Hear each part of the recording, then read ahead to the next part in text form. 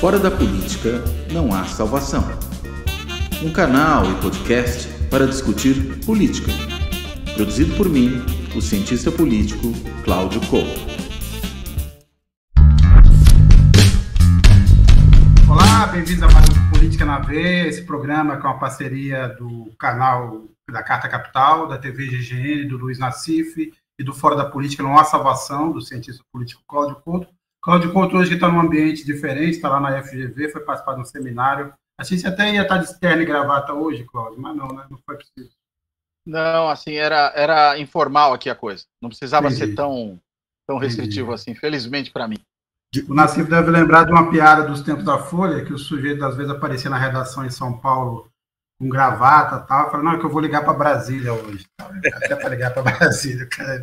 Mas depois do 11 de agosto, a FGV foi a segunda faculdade a abolir o terno aí para aulas.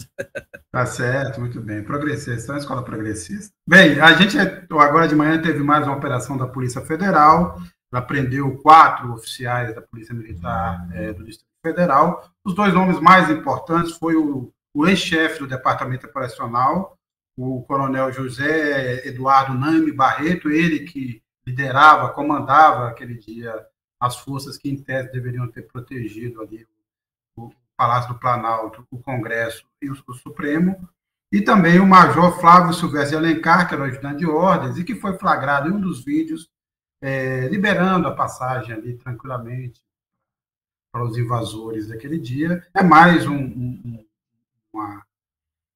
dizer assim, mais um passo nessa investigação que vai se consolidando na CIF e parece agora num caminho já um pouco semelhante com a investigação dos Estados Unidos do Capitólio, ou seja, está prendendo, você está tomando as atitudes e em breve, imagino...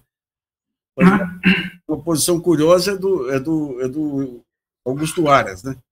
O Aras ele entrou com tudo aí, prendendo todo mundo. Patriota. Prendeu, foi preso lá o comandante da Polícia Militar, daí foi pedida a soltura dele e o Aras votou contra.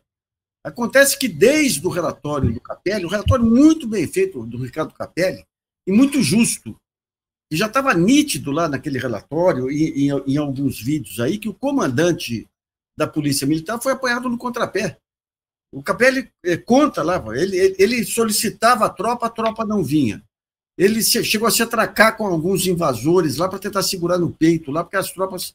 E lá no relatório já estava nítido que o responsável maior era esse coronel Nami aí, que era o cara do Departamento de Operações que deveria liberar as tropas, pediu férias 4 dias antes, depois apareceu por lá, daí foi convocado. Então estava nítido. E o Alexandre de Moraes, há 2 dias atrás, aí, mandou soltar o comandante da PM, mas o Aras, de repente, o Aras ficou um radical aí, mas foi muito injusto aí com esse comandante da PM. Espero que haja um desagravo, porque a alegação dele é que o comandante perdeu o controle da operação. Isso não é motivo para prisão. E perdeu o controle da operação por quê? Porque havia um boicote desse coronel Nami, que era do Departamento de Operações. Então tem que soltar o comandante da PM e prender o coronel Nami, que é o que foi feito hoje, né? Bem, estamos nessa situação. Agora, já chegou uma pergunta aqui, Nassif, já vou emendar aqui. Enquanto o Cláudio tenta resolver, a Tenafly estão dando muita atenção ao Duval, tem tanta coisa acontecendo no Brasil e esse cidadão só quer pautar a imprensa, ele pode ser preso? Não sei se é atenção demais, não, até porque o personagem merece de tanta pataquada. Fora isso, tem uma história mesmo que grotesca em trânsito. Mas o que você acha, Nassif, dessa atenção dada ao senador Duval? Olha, rapaz, ele está tentando tumultuar, né? Mas se o sujeito vem e dá uma declaração inicial daquela, não tem como ignorar, né? Ele usou o padrão bolsonarista aí de criar um fato para desviar a atenção, né? Mas é que nem diz o Alexandre de Moraes, foi uma coisa inócua, né? Uma coisa só para... O que ele conseguiu foi um inquérito em cima dele. Agora vão pegar as declarações dele, no mínimo ele vai ter uma condenação aí por difamação, por falso testemunho, né? Mas o cara é um atrapalhado, né? Rapaz, eu não vou dizer que é tabajara, porque já me disseram que é politicamente incorreto, mas é uma zebra o sujeito. É uma zebra. Ou seja, ele dá entrevista para a Veja, dá uma declaração anterior, dizendo que todo mundo chamando ele de bolsonarista, ele vai provar na Veja que não é bolsonarista, sai a declaração, de repente ele quer, o pessoal do Bolsonaro cai matando em cima dele e fala, não, estou fazendo isso, estou conversando com Flávio Bolsonaro, com fulano Bolsonaro, ou seja, entrega uma armação dos dois lados aí, no mínimo uma condenação aí por falso testemunho, né? Agora você imagina o seguinte, o Sérgio, o sujeito é instrutor da SWAT, diz que deu curso nos Estados Unidos. Você imagina esse cara numa linha de frente, num momento de perigo, com uma cabeça transtornada que nem essa, sem saber para onde vai. É um imbecil. O que ele se candidata é o título de o maior imbecil de toda essa ópera bufa aí, né? Sim, com concorrentes à altura, né? Temos o Daniel Silveira, temos o Carluxo. Descobriu-se até que o Delgatti, o famoso hacker, também estava nessa. Agora, eu não entendi até como essa operação na CIF ia se realizar. Que capacidade tinha o Duval, já que o Alexandre de Moraes falou que ter o encontrado na vida 3 vezes, sem nenhuma intimidade, ia convencer o Alexandre de Moraes a confessar que ele estava interferindo na eleição a favor do Lula. Eu acho que o caminho era o seguinte, fazer um grampo no Alexandre de Moraes, faz o grampo no Alexandre de Moraes, para disfarçar o caminho da GSI, eles pegam o Delgatti, que nem hacker era, hein? O Delgatti, o tempo que ele ficou internado lá, um amigo hacker dele ensinou um truque de hacker para ele lá, e ele conseguiu aquele carnaval todo lá. Então leva o Delgatti para disfarçar quem é que fez o grampo, que não foi o GSI, e depois coloca o Duval para supostamente conversar com o Alexandre de Moraes para dizer que o grampo foi o Duval que fez. No fim, não tem grampo. Olha, com todo respeito ao politicamente correto, é uma operação tabajara. Né? Sim. Cláudio Couto, está de volta plenamente ou mais ou menos? Fala, vamos ver quanto tempo que leva. Não, também não melhora o som, não tem conseguido. Nassif, vamos aqui continuar, estamos nesse perrengue aqui, testando um novo sistema, Cláudio Couto hoje fora do ambiente. Vamos pular para um assunto aqui também que está na pauta, que é justamente essa disputa agora que o Lula parece, quer dizer, ter superado muito bem a disputa com os militares, a troca no comando do Exército aparentemente deu uma acalmada no ambiente, também levou, quer dizer, conseguiu extrair a seu favor as piores coisas que aconteceram ultimamente, tanto a invasão do 8 de janeiro, quanto o genocídio Yanomami e as últimas informações lá do Palácio do Alvorada, mas agora ele finalmente, vamos dizer assim, começou a enfrentar o inimigo mais poderoso, que é o mercado, sem que dessa vez, talvez ele tenha um apoio da mídia, ao contrário, talvez a mídia agora esteja do outro lado. Agora, uma pergunta, Nassif. A minha impressão é que o Lula errou politicamente ao entrar nesse confronto direto com o Campos Neto, presidente do Banco Central, porque ele dá ao Campos Neto agora o álibi de manter uma política, porque se ele ceder na próxima reunião, se o Banco Central ceder, o Copom ceder na próxima reunião e baixar os juros, o mercado vai dizer, está vendo, ele cedeu politicamente ao Lula. O que você acha desse episódio todo, se esse é o melhor caminho, e como é que vai se enfrentar essa questão, que também é uma questão, vamos dizer, séria, e que é a autonomia, a independência do Banco Central, e como lidar com essa realidade para conseguir fazer as políticas que interessam. Só fazer um pequeno comentário sobre o Exército aí, a manifestação do comandante militar do Nordeste, descendo a ripa aí nos ataques dos bolsonaristas contra os militares. Esse comandante era um dos democratas aí, que o pessoal avisava antes, olha, pode confiar em duas pessoas, um é o Tomás, o outro é esse comandante. Né? Agora, em relação ao Banco Central, o primeiro ponto é o seguinte, tudo que o Lula falou em relação ao Banco Central é verdade. O que o Roberto Campos Neto fez aí, com aquela nota, logo depois que o Lula entrou, dando um chega para lá, dizendo que se tiver problema fiscal vai aumentar juros, mantendo a taxa de juros num nível indecente, gente. Não tem lógica você ter uma expectativa de inflação de 5,5%, 6% e uma taxa Selic de 13,5%. Isso aí. Outro ponto, o fato do Banco Central ter escondido dados do déficit externo o ano passado para não atrapalhar as eleições. Outra coisa, várias presenças do Roberto Campos Neto em grupos bolsonaristas, na posse aqui do Tarcísio de Freitas, aqui em São Paulo, mostra claramente que o Banco Central, que o Roberto Campos Neto não é uma figura confiável. E mostra o risco que você tem com um Banco Central independente, um risco absoluto. Porque o Banco Central independente, veja bem, ele pega 2 anos do governo seguinte. Então, se eu quero boicotar, o que eu faço? Coloco uma pessoa lá que vai, se o governo vai numa direção, o presidente do Banco Central vai noutra. Como o Lula pode fazer para o próximo governo também. Então, o Banco Central independente tem o mesmo efeito na corporação que foi a Lava Jato. Você dá autonomia, uma autonomia, suposta autonomia, e a corporação entra de cabeça na disputa política, que foi o que ocorreu aí em esconder o déficit externo aí. Mas, por outro lado, o desmonte desse jogo tem que ser cuidadoso, não é com palavras, não é com arroubos.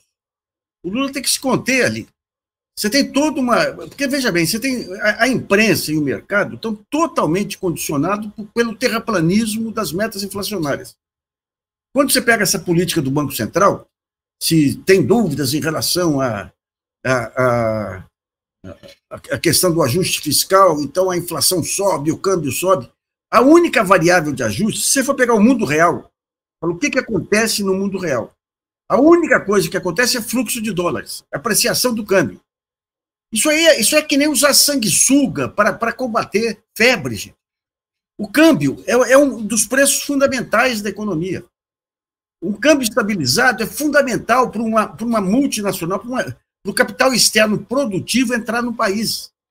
O capital externo produtivo, não esse capital piranha aí que vem pelo mercado, esse capital externo produtivo, ele entra no país, ele tem que ter uma noção da estabilidade de câmbio para poder projetar suas vendas e projetar o seu retorno. Então, o que faz essa política aí? A única coisa que faz é ajuste de câmbio. Então, a inflação está aumentando. O que eu faço? Está aumentando por outras razões. Deu problema de safra aqui, deu um problema na Ucrânia ali. Então, o que eu faço? Aumento taxa de juros. Aumentando taxa de juros, eu atraio mais dólares. Atraindo mais dólares, você tem uma apreciação do real e caem os preços dos importados e dos exportados. Que é a mesma coisa que você pegar uma criança com algum problema aí de infecção e o pediatra fala, não, quero ter toda a garantia que eu vou curar essa criança. E dá o dobro da quantidade necessária. Então, cura a infecção e arrebenta o organismo da criança. Então, é impossível você tirar o Banco Central de uma política de governo. O Banco Central ele não pode pensar só na inflação, ele tem que pensar nas consequências sobre o desenvolvimento, sobre emprego, sobre a dívida pública. Mas você criou...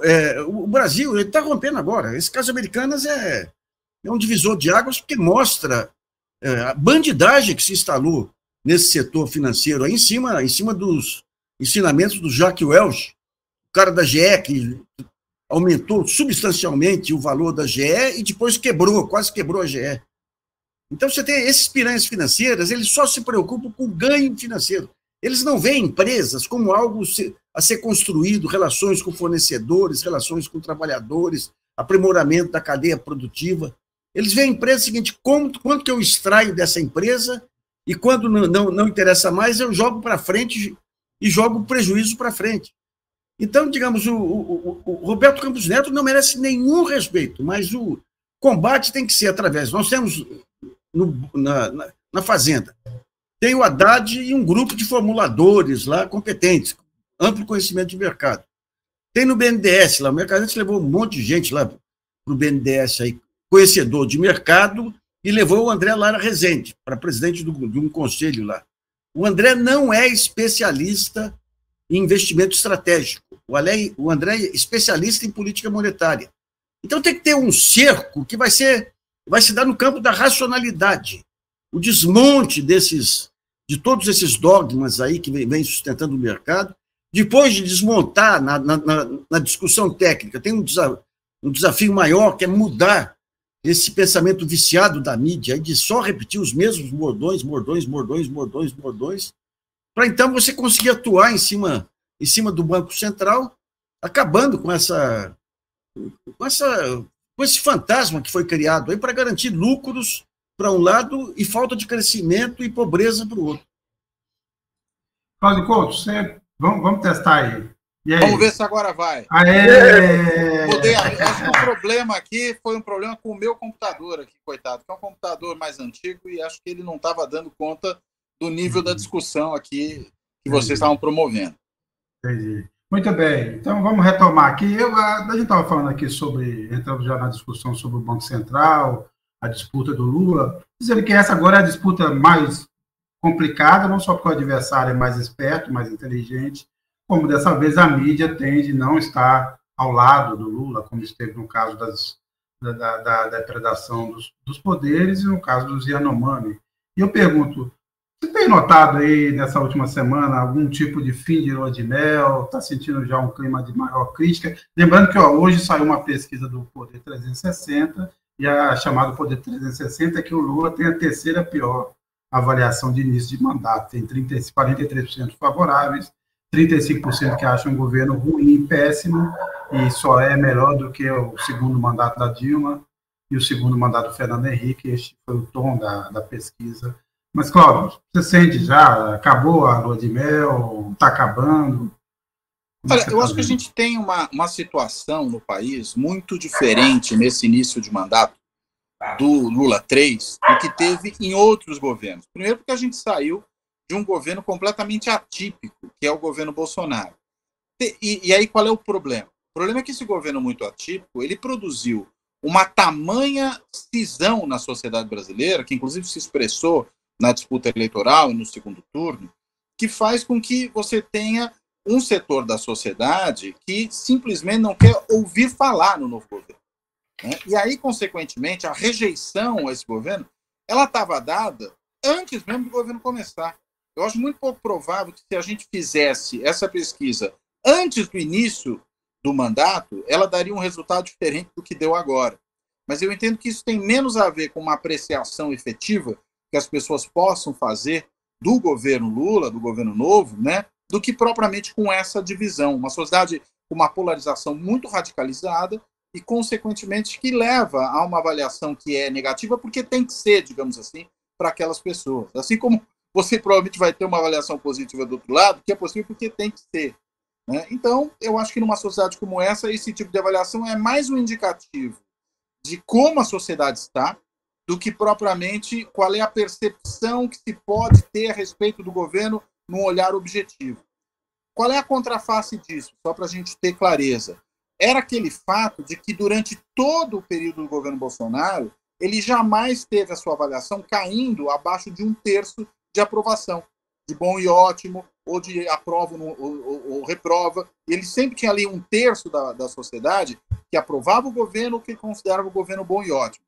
Eu acredito que esse 1/3 que aparece agora é aquele mesmo 1/3 que aprovava o Bolsonaro, mesmo com ele matando gente adoidada durante a pandemia, né? Mesmo com todas as maluquices que ele promovia. Na realidade, essas pessoas estavam afetivamente aderindo ao Bolsonaro, assim como elas estão afetivamente agora rejeitando o Lula. E isso eu não acho que é uma coisa que vá mudar muito facilmente. O fato de ele estar pelo menos à frente da Dilma II e do Fernando Henrique pode ser até um refresco, né, diante desse cenário, porque nem Fernando Henrique, nem Dilma contavam naquele momento com um país tão polarizado do ponto de vista de uma polarização radicalizada como essa que a gente vê agora. Eu explicaria muito mais por aí do que por qualquer outra coisa.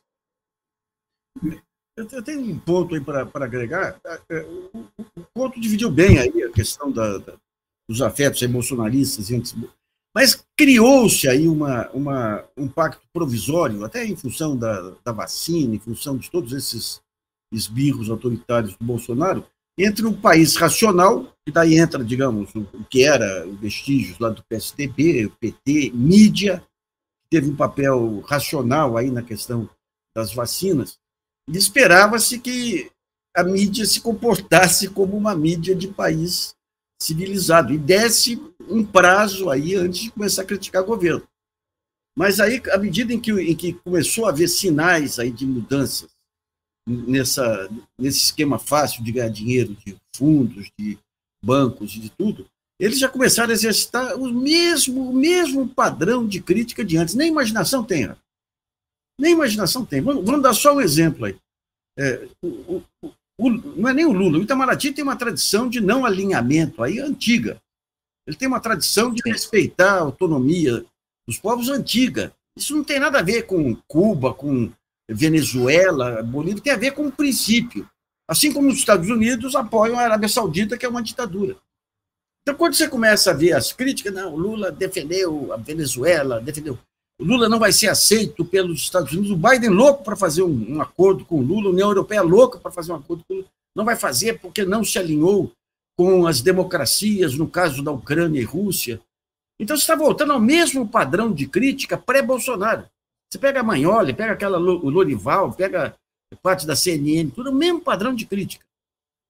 E qualquer desconfiança do Lula em relação ao mercado, ao abuso dos juros aí do Banco Central, já é tratado como a volta ao jogo antigo. O fato dele ter elogiado o BNDES, e dito o óbvio, não tinha caixa preta no BNDES. Aliás, o BNDES o que tem que fazer é investigar essa auditoria que ganhou 40 milhões lá para provar que não havia nenhuma irregularidade no BNDES. O fato dele falar isso, não, o Lula já está defendendo o BNDES antigo. É evidente que você tem que mudar, não tem que ter campeões nacionais. Eu sempre fui contra lá, já desde os anos 90 que eu discutia com o Luciano Coutinho esse conceito de campeões nacionais. Mas o fato do Lula mostrar que não teve a caixa preta do BNDES é considerado, não, está defendendo o velho BNDES. Ou seja, todos aqueles chavões e bordões que serviram de base para o desgaste do governo e para o impeachment, em que pese os muitos erros que foram cometidos lá, estão de volta como se no meio do caminho não tivesse um bolsonarismo, não tivesse um pacto democrático e não tivesse você dar um prazo antes de começar a criticar. Você não tem, ontem entrevistei o Silvio dos Direitos Humanos, né? Eles não têm nem estrutura. Eles pegaram não apenas um novo governo, mas substituindo um governo que destruiu tudo, né? Então, digamos, a mídia não é a mídia inteira, né? São aquelas pessoas que fizeram nome lá atrás, no tempo que bater no PT dava popularidade. Então, eles têm aquele discurso e não conseguem renovar. Se vierem novos defeitos, eles vão ficar com os defeitos antigos. É uma coisa que tinha com o Clóvis Rossi, quando começou a mudar o país. Aí eu tive uma polêmica com ele. Eu falei, o Rossi não é a favor de acabar os velhos defeitos, porque ele fez nome criticando os velhos defeitos. E é um pouco que acontece com parte da mídia hoje, né? Sim.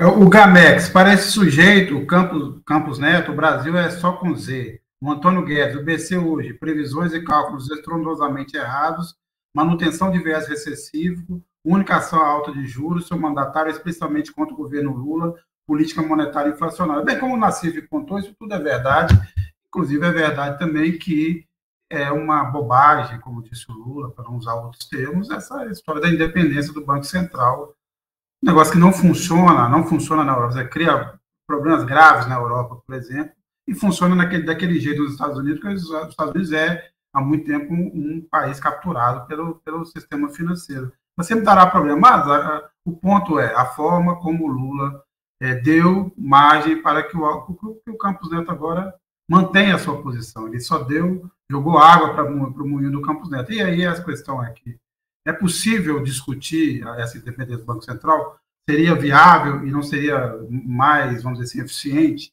Então, levar um projeto para desfazer a independência do Banco Central, poderia ter um pacote que você vai ter mesmo que acabar com o teto de gasto, vai ter que substituir por uma nova âncora fiscal, e aí você reformularia isso. Na CIF, vocês veem alguma possibilidade? Ou é inviável?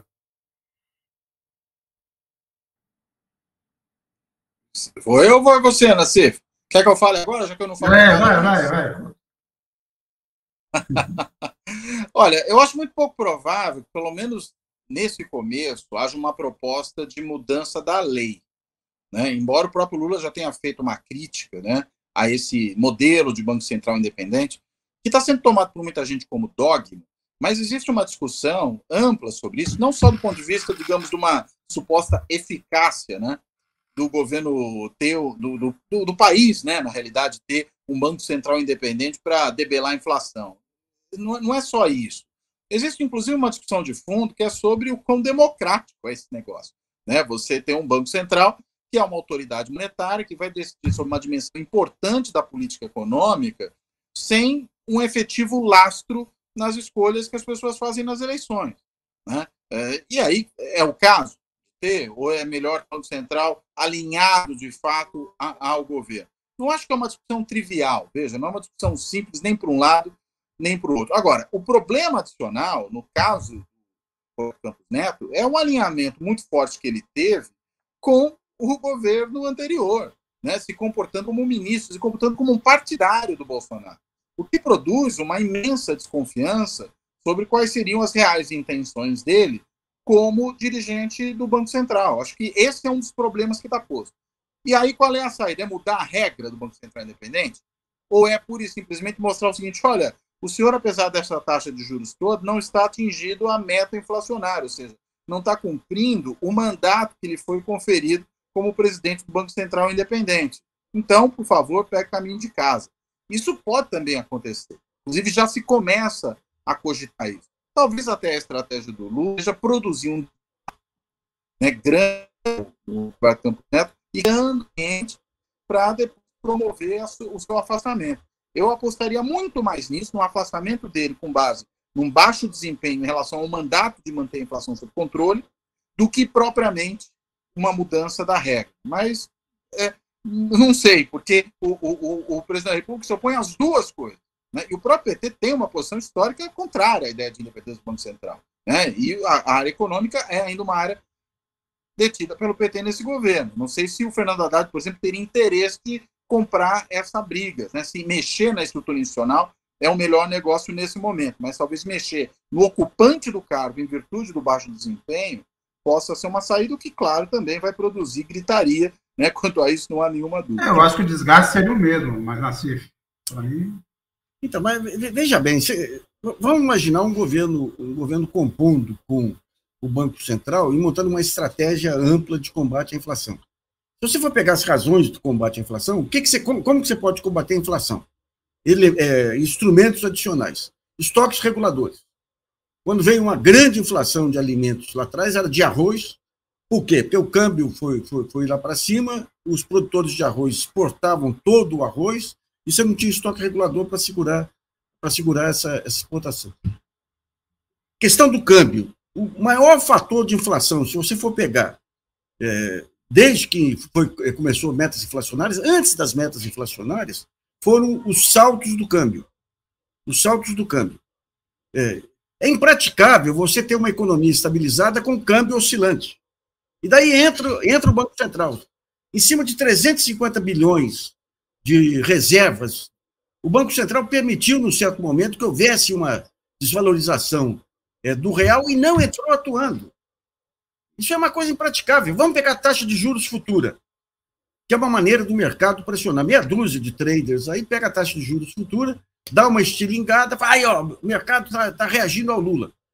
Quando você pega o Federal Reserve americano, ele atua no mercado de taxa de juros futura, inclusive influenciando a taxa de juros futura. Porque você não pode deixar solto um preço em que o mercado joga para ganhar ou perder dinheiro e amarrar todo o crédito da economia,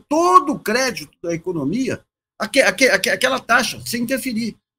Então, o que o Roberto Campos fez foi deixar o mercado totalmente solto, em momentos em que o Lula queria pressionar o Lula, o mercado subia o câmbio, o Banco Central não atuava, podendo atuar. Gente, nas crises de começo dos anos 90, tinha um técnico do Banco Central, chamado Emílio Garófalo. O Garofalo, no tempo do Collor, pegou o Banco Central sem reservas cambiais e conseguiu administrar o câmbio utilizando com inteligência a mesa de operações do Banco Central, sem ter reservas cambiais. Como que pode, com 350 bilhões de reserva, deixar o câmbio pular do jeito que pula? Então, digamos, as jogadas aí, e o mercado joga com o beneplácito do Banco Central. Vou dar um exemplo em ações que eu levantei outro dia aí. O Haddad vai ser indicado ministro da Fazenda. Todo mundo sabia que ia ser indicado ministro da Fazenda. Daí o mercado, ele cria gatilhos. Pessoal, se o Haddad for indicado ministro da Fazenda, venda. Se for indicado o Henrique Meirelles, compre. Daí, 2 dias antes, o mercado sobe. O mercado sobe 2%, 3%. Daí, o Haddad é indicado ministro da Fazenda. Daí, o mercado cai. E volta ao mesmo patamar de antes. Antes de ter as reservas cambiais, a gente tinha o maior saque que já foi feito contra o Brasil, que eram as grandes desvalorizações cambiais. Você deixava o câmbio apreciando, taxa de juros lá em cima, o pessoal trazia dinheiro para ganhar nas taxas públicas e ganhar na apreciação do câmbio. Você põe a taxa 15%, eles pegavam 1% lá, jogavam aqui, ganhavam nos juros, e à medida em que o dólar ia entrando, o câmbio ia apreciando. E quanto mais apreciava, mais eles ganhavam na hora de sair. Daí, quando estava perto de estourar o câmbio, você tinha aquela corrida, todo mundo saía correndo, daí o governo tinha que dar uma baita de uma desvalorização cambial. Dando a desvalorização cambial, tinha que aumentar drasticamente os juros, porque vinha inflação, e daí o dinheiro voltava tudo de novo. Esse foi o grande golpe que prosperou durante todo o período até ter as reservas cambiais. Com as reservas cambiais, esse grande golpe parou. Então, os caras vivem desses golpes menores.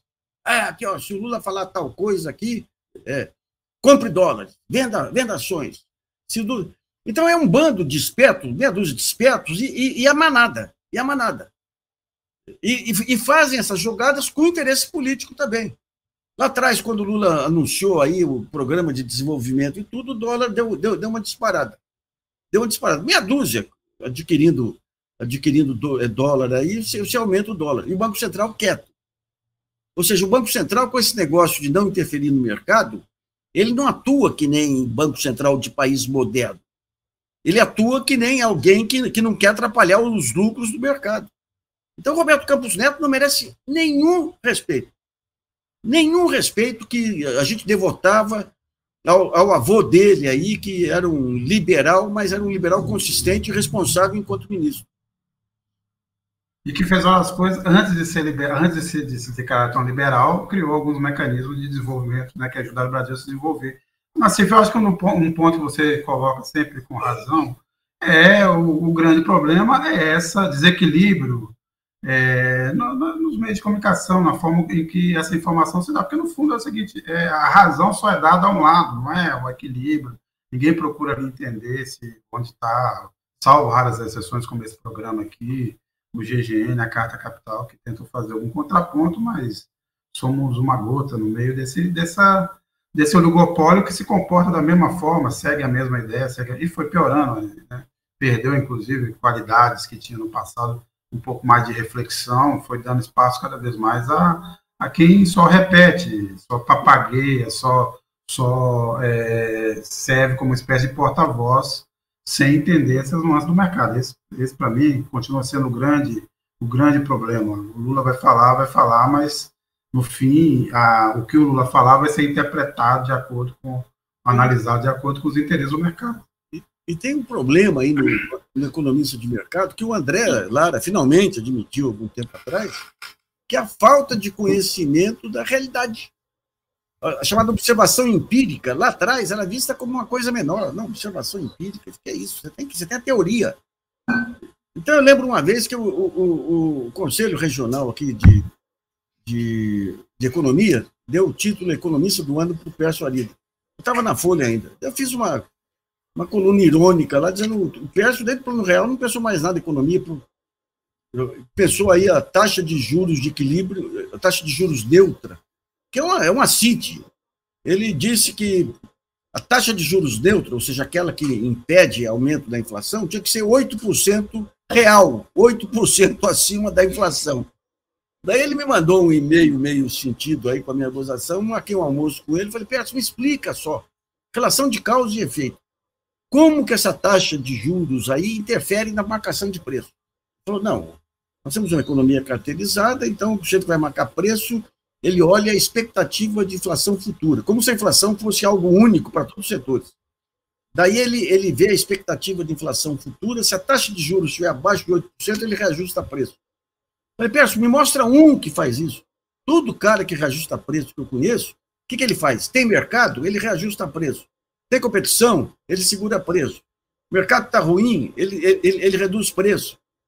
Mas você criou uma teoria, um mundo que não existe. Esse mundo do PIB potencial de taxa de juros de equilíbrio, que é interessante, porque você tem toda uma complexidade para chegar a uma informação, a uma conclusão falsa, mas essa complexidade dá status intelectual para o sujeito na academia, nessas academias que seguem a pontuação internacional, e ao mercado, e à mídia também. E os jornalistas ficam repetindo, sem menor raciocínio. A grande vantagem do jornalismo é que você vê a teoria, o que os caras fazem, e você tem condição, como jornalista, de conversar com as fontes.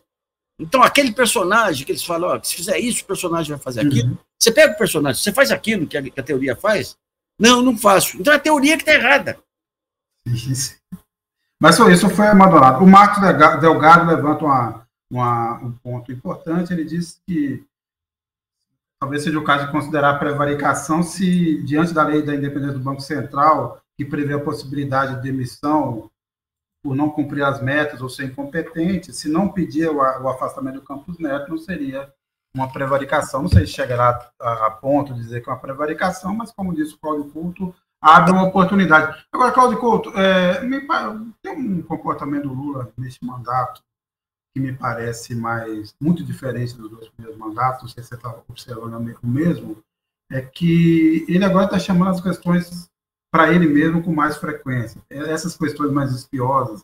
Por exemplo, no passado, eu me lembro do Lula entrando numa bola dividida na área de economia, com erros ou acertos que ele esteja cometendo e tal. Da forma como ele está fazendo nesse início de mandato. Você sentiu essa mudança? O que você acha e que consequências, se esse meu raciocínio estiver certo, terá na coesão desse governo? Olha, eu acho que a gente tem visto um Lula muito mais impaciente do que foi o Lula dos dois primeiros mandatos, né? Mesmo essas críticas todas, né, que ele tem feito ao Banco Central, mas também outros posicionamentos que ele tem tomado, muito mais assertivos, né? Inclusive as críticas que ele tem feito às reações do mercado, tudo isso contrasta muito, né, com aquilo tudo que marcou os dois primeiros, eu diria sobretudo o primeiro mandato do Lula, né? Ainda não era Palocci, por exemplo, na economia, em que ele tinha uma postura ali de muito mais tato. Primeiro que talvez ele se sinta, depois de 2 mandatos presidenciais, mais à vontade para se posicionar sem estar tão preocupado com essa ampla aprovação de certos atores políticos e econômicos. Acho que esse é um dado.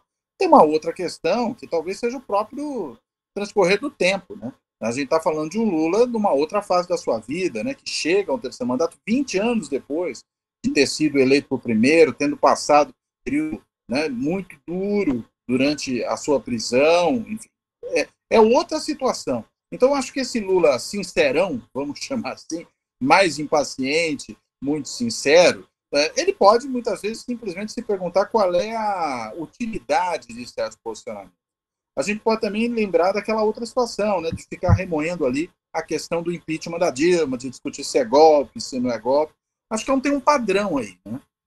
É um Lula sem muitas papas na língua, né? Não cometendo, evidentemente, falas atrozes, como aquelas do Bolsonaro, mas falas que, às vezes, do ponto de vista da política, podem talvez não ser mais prudentes, né? Geram confusão, geram reações que ele poderia, simplesmente por cautela, evitar, porque tem uma longa agenda governamental pela frente, né? Tem prioridades importantes no Congresso, né? Como, por exemplo, a questão da reforma tributária, que é condição, segundo o próprio Haddad colocou, para depois apresentar um novo marco fiscal. E se ele fica gastando energia com essas outras coisas, vai faltar energia porque efetivamente é prioritário.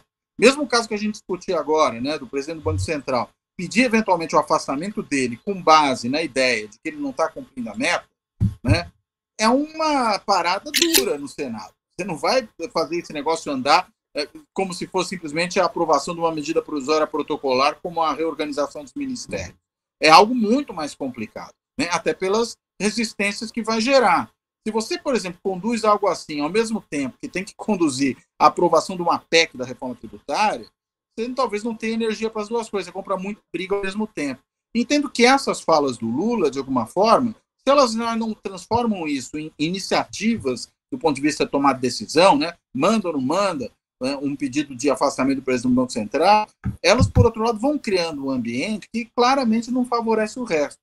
Então, talvez o Lula mais impaciente seja um Lula que possa criar para si próprio custos políticos que ele não precisaria criar. Uma coisa somos nós aqui falando certas coisas, fazendo certas críticas. Outra coisa é o presidente da República, né? Que, afinal de contas, quem tem que liderar a sua coalizão congressual, quem tem que negociar com o legislativo, quem tem que estabelecer certos diálogos com a sociedade é ele, né? E com essa impaciência toda, não sei se ele facilita o seu caminho. Acho que é o contrário, né? Ele cria muito ruído, quer mais fontes de atrito, mais pontos de atrito, e aí acaba, na realidade, tornando mais custoso tudo aquilo que ele precisa fazer. Eu prefiro talvez o Lula mais paciente, se não do primeiro, do segundo mandato, né? Aquele Lula que se tornou muito popular, né, que terminou elegendo facilmente a sua sucessora, né? Acho que ele ali era muito cuidadoso com as posições que tinha, e ele agora está um pouco mais rabugento, né? E aí essa rabugice acaba produzindo esse tipo de situação. Eu acho que ele tem duas declarações do Lula que ajudam a explicar um pouco esse Lula rabugento, né? Uma foi o seguinte: quando ele assume o primeiro governo Lula, ele acreditava piamente que qualquer desrespeito a esses dogmas de mercado iria acabar com o governo dele. Então ele fica muito submisso ao mercado, mídia e militares. Quando vem a crise de 2008, ele é obrigado, aquele negócio, quando baixa o seu crise aqui, não tem mais frescura, né? Ele é obrigado a tomar um conjunto de medidas e descobre o quê? Que você fazendo uma política proativa, você foi bem sucedido. O Lula estadista, o Lula que sai consagrado aqui, ele surge em 2008. Então ele põe o Banco do Brasil para atuar, põe o BNDES para atuar, não dá bola para o Henrique Meirelles. O Henrique Meirelles é uma zebra tão grande que em dezembro você conversava com a BIMAC, aqui em dezembro lá atrás, 2008. A BIMAC o pessoal tinha cancelado 50% dos pedidos da BIMAC. E o Henrique Meirelles aumentava a taxa de juros, dizendo que havia sinais de que a economia estava robusta. Ou seja, qualquer coisa é desculpa. E o Lula faz aquela atuação fantástica lá, estimulando o pessoal a consumir, pondo o Banco Central, pondo o Banco do Brasil para resolver áreas que você estava sem crédito, pondo o BNDES. E daí o Brasil explode, o Brasil sai lá como o país mais bem sucedido daquela crise. Então esse foi o primeiro ponto que acordou Lula, que ele foi enganado em 2002 e 2003. O segundo foi o caso do Chile. O sujeito se subordinou ao FMI aí e se estrepou no primeiro ano. Isso não justifica o arrobo. Justifica ele saber que tem que mudar, ele tem essa pressa, efetivamente, uma pressa, quem está com 76 anos quer chegar ao final do governo consertando o país, não é fácil, mas ele tem que ser mais calmo aí, seguir uma estratégia mais elaborada, né? Por falar em... Diga, Márcio. Não, pois não, é isso. Não, Zé, por falar em idade e pouco tempo, nessa entrevista que o Lula deu ao Kennedy Alencar lá na Rede TV, ele disse ali que se tiver em condições, se o país precisar, ele até está aí para se candidatar a um novo mandato, chegaria nesse novo mandato aos 80 anos. O que vocês acharam, Nassif Couto, dessa... Lembrando que ele passou a campanha dizendo, em nome, inclusive, de ampliar sua aliança, dizendo que seria só um mandato e que depois ele abriria aí o jogo para outros concorrentes. O que vocês acharam dessa declaração? Você arma oposição, né? Quando a Janja começou a se soltar, eu até fiz uma coluna aí, sem querer desmerecer a Janja, mas dizendo o seguinte, se ela mostrar potencial político para ser a Evita, aí você vai levantar todos os fantasmas aí da mídia e dessa direita que parecia que ia ficar mais civilizada aí, né? Mas deixa eu comentar uma... O perigo é virar Isabelita, né? Mas deixa eu comentar uma coisa interessante. É aquele rapaz, que Samuel Pessoa, da Folha. O Lula dá uma declaração, o Cruzeiro, o dólar cai. O dólar cai. Então, desmentiu ele. Daí falou, não, mas se o Lula não tivesse feito a declaração, o dólar teria caído mais. Caiu mais, tá certo. Temos aí o Samuel Pessoa sempre para nos iluminar. Mas, Cláudio Couto, e o segundo mandato, mais um mandato do Lula, o quarto mandato? Olha, acho que tem uma questão que ele próprio já havia colocado, que é essa aí de que faria um governo de transição, né, do governo de destruição que foi o governo Bolsonaro para uma situação de normalidade no país, né, e isso foi importante na construção da aliança ali do segundo turno, até do primeiro já, né, mas sobretudo do segundo turno, né, e se mantiver gerar posição, isso vai ter de qualquer maneira, mas agindo dentro da coalição. Acho que esse é um dos problemas, porque tem um monte de gente ali que está, na realidade, mirando 2026. A própria Tebet, me parece que está nessa posição. Partidos aliados que podem querer ter candidatos próprios lá em 2026. Se o Lula já se coloca como candidato, ele altera o jogo por completo. Ele vai ter já uma idade mais avançada naquele momento, né? É bom que... E aí o problema não é pensar na situação dele quando competir na eleição, mas é a situação dele ao final do seu segundo mandato, né? Quando vai estar numa outra idade, né? E aí tem que ver em que condições chegaria no final desse seu segundo mandato, né? Acho que é mais uma dessas declarações que estão aí aparecendo do Lula sincerão, o Lula rabugento, essa aí, vamos dizer, tocando mais na questão propriamente política do que econômica. Mas não acho que isso ajuda, não. Acho que isso tumultua a vida interna da coalizão, né? Às vezes as pessoas tendem a tratar o Lula como um gênio infalível da política. Claro que ele é um político de uma habilidade tremenda, tem uma trajetória invejável, assim, poucos brasileiros podem ser, na história, comparados a ele, mas não quer dizer que ele também não cometa os seus erros, né? Até porque infalibilidade, né, segundo a doutrina, só o Papa em questões de doutrina, fora disso, nada, né? E o Lula, na realidade, eu entendo que talvez esteja aí um pouco mais criando barulho, né, criando problemas para si próprio do que a prudência política recomendaria, sobretudo nesse momento, né, que ele tem que reconstruir o país, né? E aí acho que esse tipo de declaração, sinceramente, não ajuda em nada, inclusive no timing, né? Para que falar disso agora, no primeiro mês de governo? Não vejo a menor serventia. Tem um último ponto aqui, se a gente puder fazer comentários assim mais concisos, o Lula em breve embarcará para os Estados Unidos, vai se encontrar com Biden, lembrando que ele começou essas viagens aqui pela América do Sul, teve na Argentina, no Uruguai, participou da reunião lá da CELAC, quer dizer, se recolocou de novo aqui como uma liderança regional na América Latina e Caribe, recebeu o Olaf Scholz, irá aos Estados Unidos, depois terá um encontro com Xi Jinping e, por fim, deve receber o Macron, esse que parece ser o eixo mais importante agora a se resolver. Os eixos na América Latina, Estados Unidos, Europa, China. O que vocês esperam dessa reunião com Biden? O que vocês acham que vai sair aí desse arranjo, além da ideia de se criar uma frente contra a extrema-direita, do ponto de vista econômico, ou das relações com o Brasil e Estados Unidos, você acha que a gente caminha para onde? Eu acho que tem um nó do Biden aí bem interessante, porque, de um lado, ele precisa do Lula, como na questão do meio ambiente e na questão... Opa, só que a imagem sumiu aqui. Um minutinho, deixa eu... Está vendo aí? Então sumiu só aqui. Ele precisa do Lula na questão do meio ambiente e na questão da grande frente mundial contra a ultradireita. E o Lula, efetivamente, ele surge como uma grande liderança da democracia.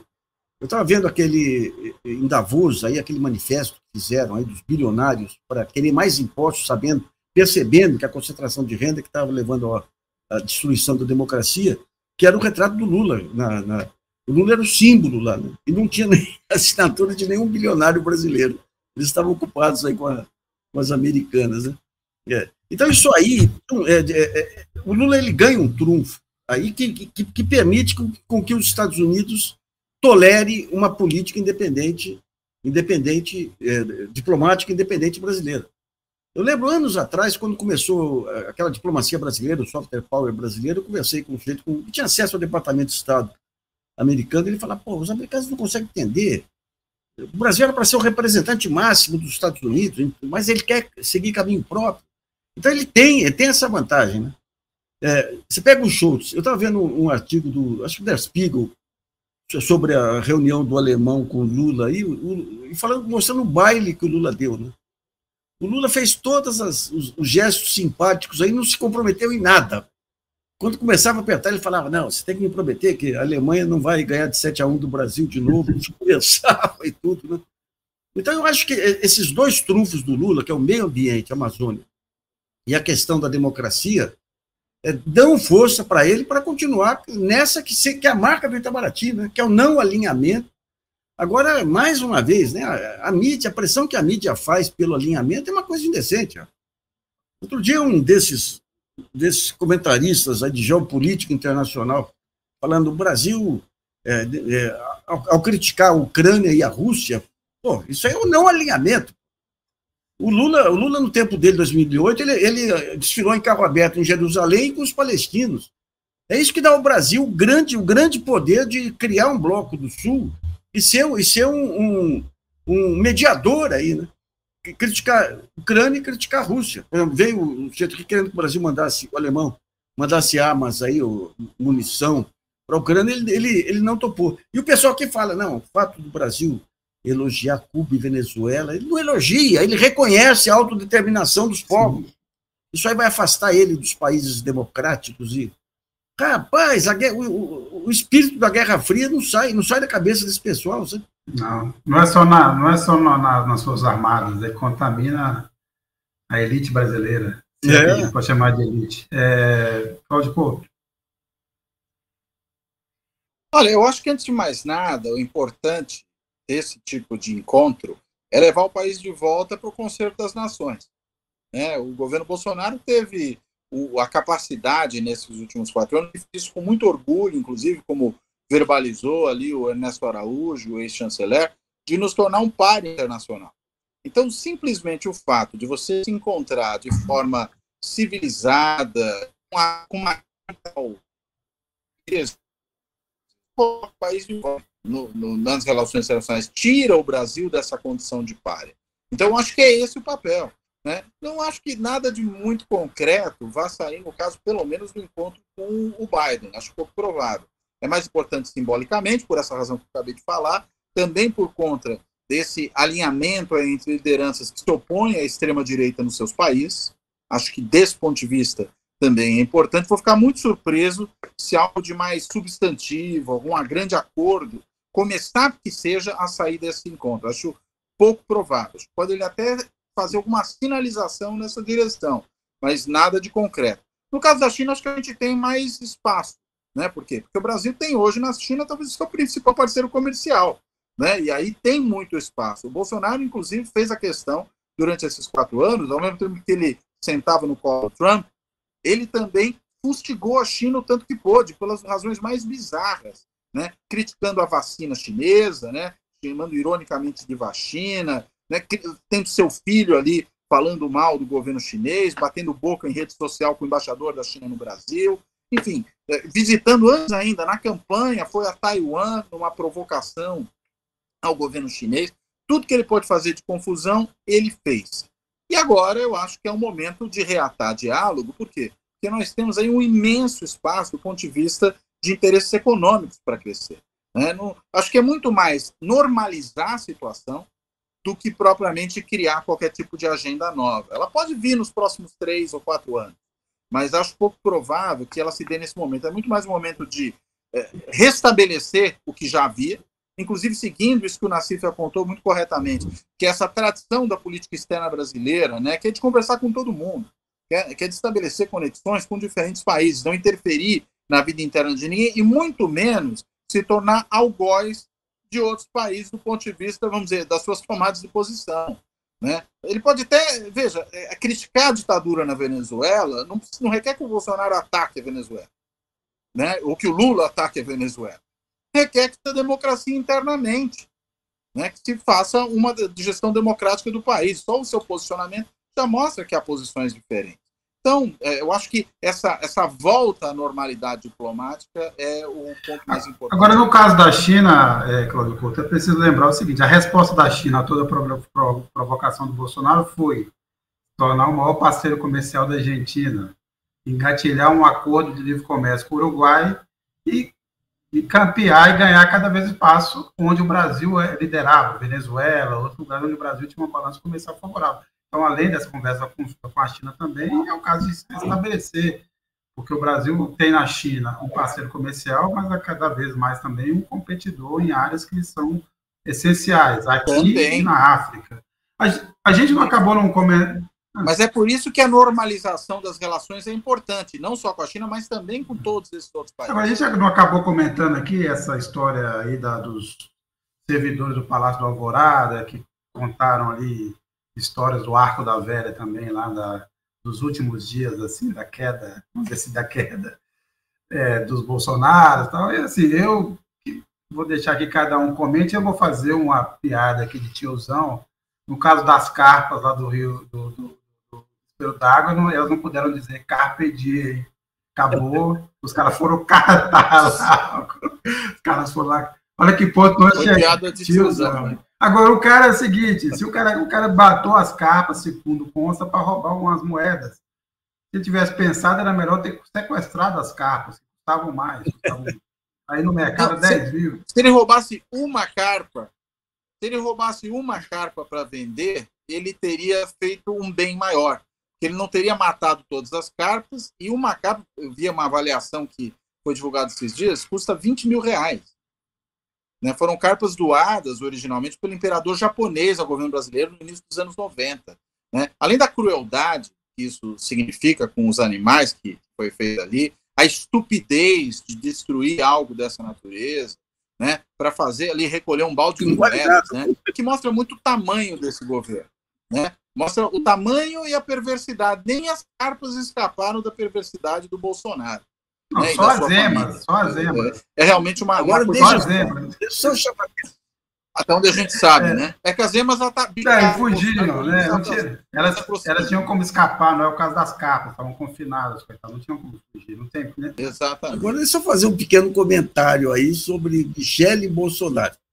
Segundo aquela ex-mulher do Valdemar Costa, como é que chama? Aquela ex-socialite aqui? Vou lembrar o nome dela. Maria Cristina Mendes Caldeira. Maria Mendes Caldeira.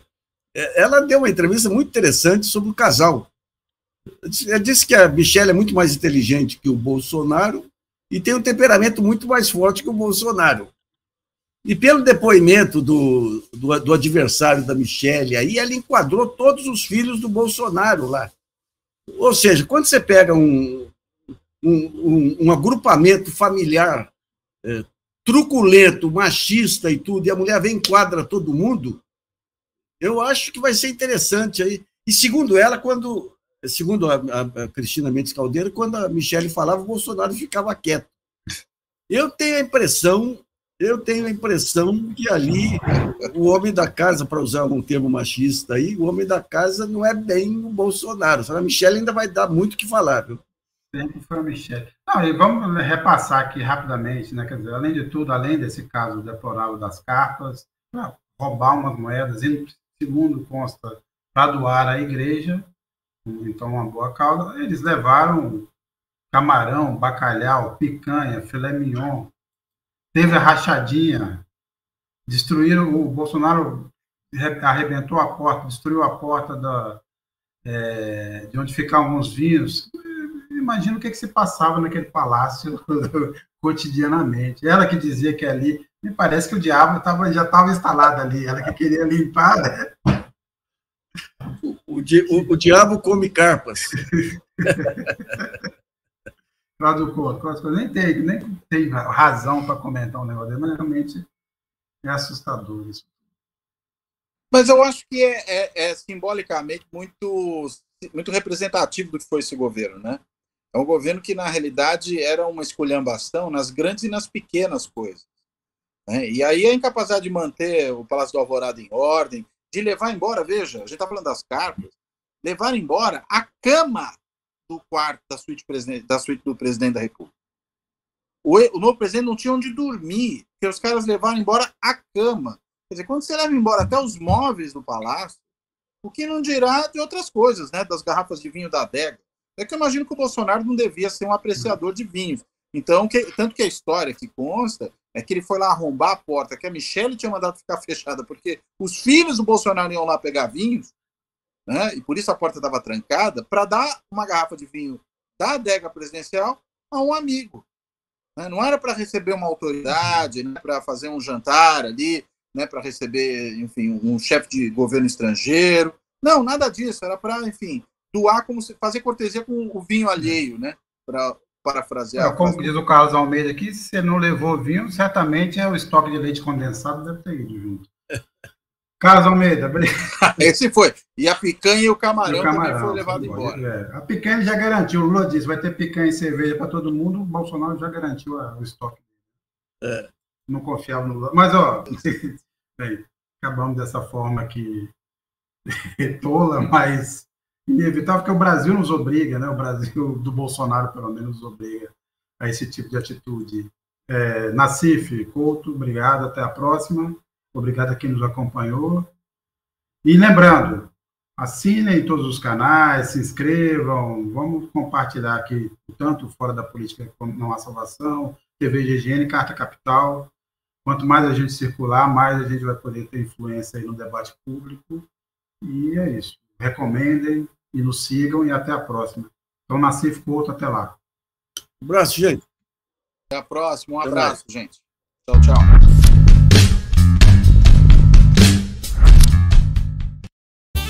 Fora da Política Não Há Salvação. Um canal e podcast para discutir política. Produzido por mim, o cientista político Cláudio Couto.